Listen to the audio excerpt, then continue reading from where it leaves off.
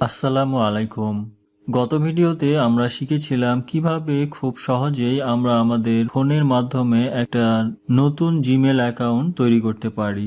আজকের ভিডিওতে আমরা শিখব কিভাবে আমরা আমাদের ব্যবহার করা জিমেলগুলোর সর্বোচ্চ নিরাপত্তা নিশ্চিত করতে পারি। অর্থাৎ কেউ যদি আমাদের জিমেল অ্যাড্রেস বা পাসওয়ার্ড জেনেও যায়, তারপরেও তারা যেন আমাদের অ্যাকাউন্টে প্রবেশ করতে না পারে বা কোনো ধরনের কোনো অনাকাঙ্ক্ষিত ক্ষতি করতে না পারে, সেই গুরুত্বপূর্ণ সেটিংগুলো সম্পর্কে আজকের ভিডিওতে আমরা জানব। তো সেটার জন্য প্রথমেই আমরা আমাদের জিমেল অ্যাপটিতে প্রবেশ করছি। এরপর এখান থেকে আমাদের ফোনে লগ ইন করা জিমেলের প্রোফাইল যে আইকনটা আছে কর্নারে ডান পাশে, আমরা সেই প্রোফাইল পিকচারের ওপরে ক্লিক করব। এরপর নিচে ম্যানেজ ইওর গুগল অ্যাকাউন্ট যে আইকনটা থাকবে, আমরা সেটার মধ্যে প্রবেশ করব। এরপর এখানে বেশ কয়েকটি অপশন আমরা দেখতে পাবো। তো এখান থেকে আমরা বাম থেকে ডানে স্ক্রল করে আমরা এখানে সিকিউরিটি নামে একটা অপশন পাবো। আমরা এই অপশনটার মধ্যে প্রবেশ করব। তো এখানে আপনারা আমার স্ক্রিনে দেখতে পাচ্ছেন যে আমাদের অ্যাকাউন্টকে প্রোটেক্ট করার জন্য এখানে একটা নোটিফিকেশন দেখাচ্ছে যে আমাদের লগ ইন করা জিমেলের পর্যাপ্ত সিকিউরিটি এখানে দেওয়া নাই, যে কারণে এখানে একটা ওয়ার্নিং উঠে আছে। তো আমরা এখন আমাদের লগ ইন করা জিমেলের সর্বোচ্চ সিকিউরিটি নিশ্চিত করব। তো সেটার জন্য আমরা স্ক্রল করে একটু নিচের দিকে আসব। এখানে প্রথমেই যে অপশনটি রয়েছে সেটি হলো পাসওয়ার্ড। আমাদের জিমেইলে ব্যবহৃত পাসওয়ার্ডটি যদি স্ট্রং না হয়, সেক্ষেত্রে খুব সহজে আমরা এখান থেকে আমাদের পূর্বের ব্যবহৃত পাসওয়ার্ডটি পরিবর্তন করে আমরা নতুন একটি স্ট্রং পাসওয়ার্ড এখান থেকে পরিবর্তন করে দিতে পারবো। তো সেটার জন্য প্রথমেই আমাদেরকে আমাদের জিমেইলে ব্যবহৃত পাসওয়ার্ডটি দিয়ে এখানে প্রথমেই আমাদেরকে ভেরিফাই করতে হবে। তো এখানে আমরা আমাদের জিমেইলের পাসওয়ার্ডটি দিয়ে দিচ্ছি।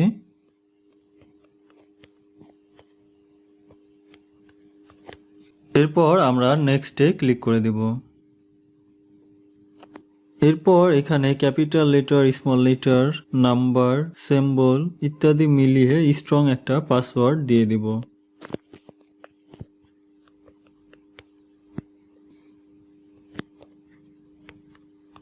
সেম পাসওয়ার্ডটা আমরা পুনরায় টাইপ করে দিব।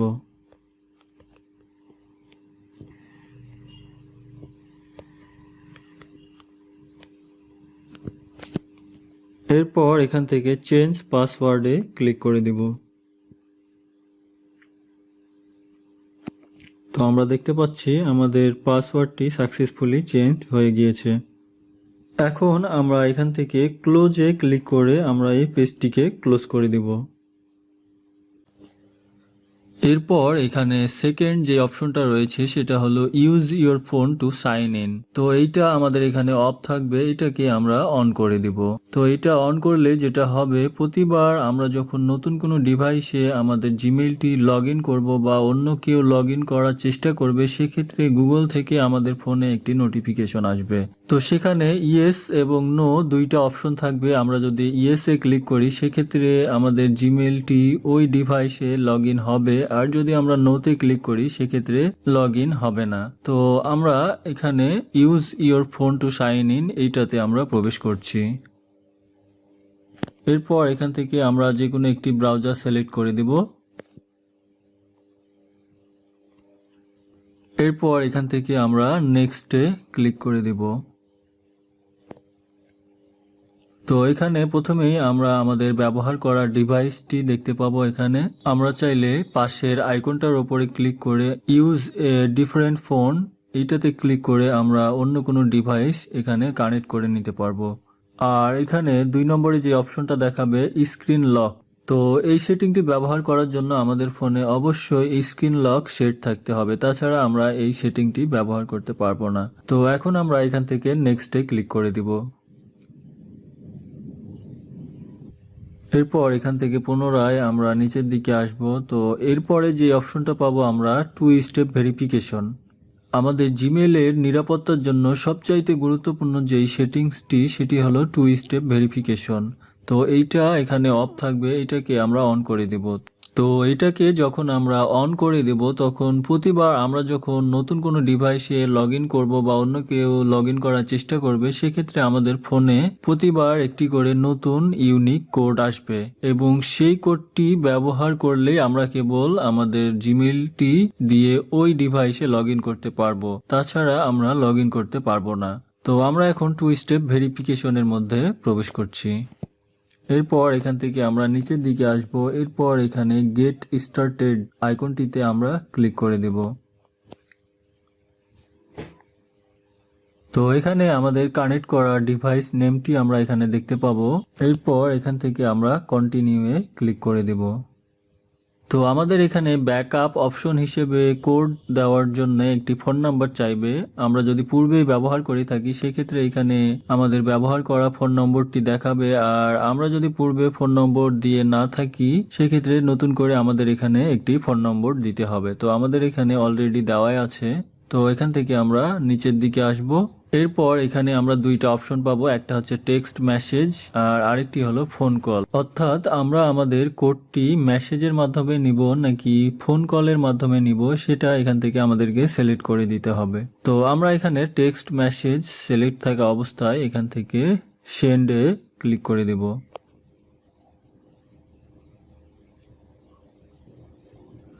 তো আপনারা দেখতে পাচ্ছেন যে আমাদের এখানে অলরেডি একটি কোড চলে এসেছে। তো আমরা ওই কোডটি এখানে টাইপ করে দেব 194481। যদি কোনো কারণে কোড না আসে সেক্ষেত্রে আপনারা এখান থেকে রিসেন্ট অপশনে ক্লিক করবেন, তাহলে তারা পুনরায় কোডটি পাঠিয়ে দিবে। তো এখান থেকে আমরা কোডটি দেওয়া হলে আবারও নেক্সটে ক্লিক করে দেব এবং এখান থেকে ফাইনালি আমরা টার্ন অন যেই বাটনটা আসবে সেইটার উপরে আমরা ক্লিক করে দেব।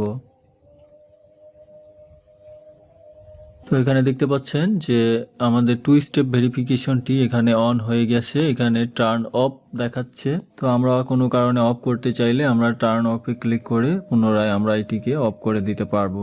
তো আমরা এখন এখান থেকে ব্যাক করছি। এরপরে আমরা আবারও নিচের দিকে যে আমাদের কোন সেটিংগুলো এখনো বাকি রয়েছে সেগুলো আমরা সেট করব। তো এখানে পরের যে অপশনটা রয়েছে সেটা হলো রিকভারি ফোন। আমরা এই অপশনটাতে ক্লিক করব। তো এখানে পুনরায় আমরা আমাদের পাসওয়ার্ডটি দিয়ে ভেরিফাই করে নেব।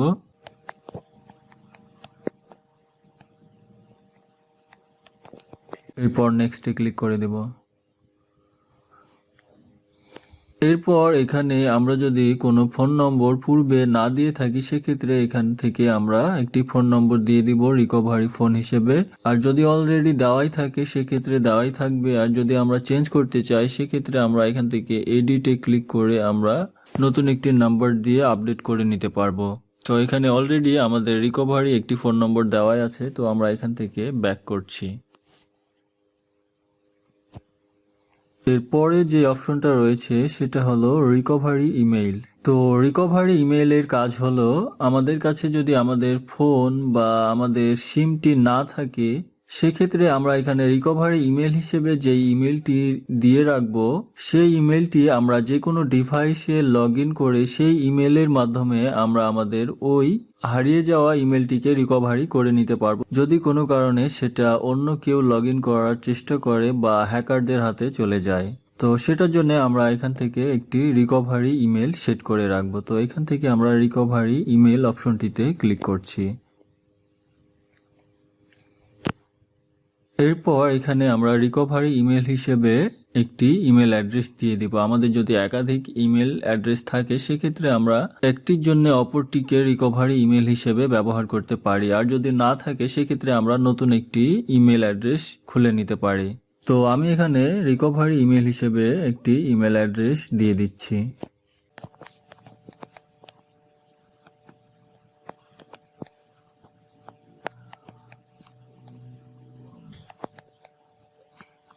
এরপর এখান থেকে আমরা নেক্সটে ক্লিক করে দিব।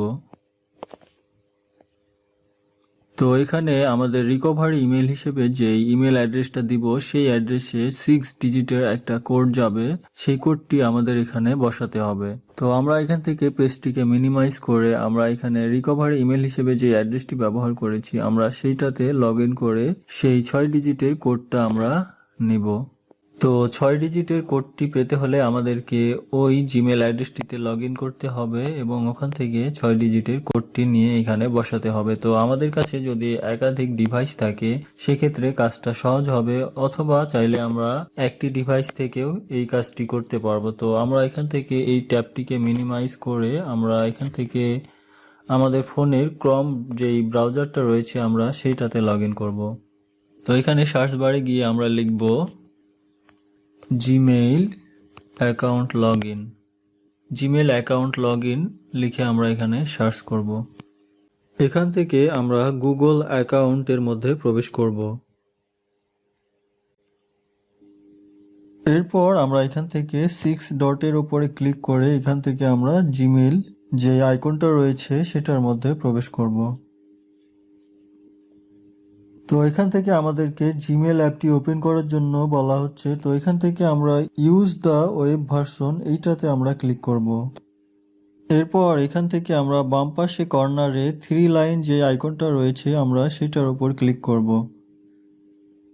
তো এখানে আমাদের রিকভারি যেই ইমেল অ্যাড্রেসটি আমরা ব্যবহার করেছি সেটা এখানে দেওয়া থাকবে, আর যদি দেওয়া না থাকে সেক্ষেত্রে আমরা এটার উপর ক্লিক করে যদি একাধিক অ্যাকাউন্ট হয় সেক্ষেত্রে আমরা আমাদের রিকভারি ইমেলটি এখান থেকে সিলেক্ট করে দিব।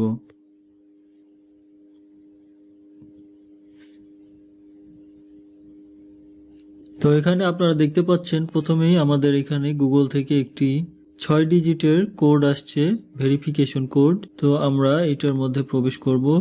এরপর এখান থেকে আমরা কোডটি সিলেক্ট করে কপি করে নিব। এরপর ট্যাবটিকে মিনিমাইজ করে আমরা আমাদের পূর্বের পেজে চলে যাব। এরপর এখানে কোডটি পেস্ট করে দেব। এরপর এখান থেকে আমরা ভেরিফাইয়ে ক্লিক করে দেব।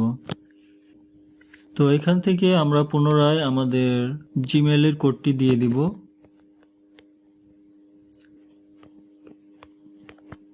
এরপর এখান থেকে নেক্সটে ক্লিক করে দিব।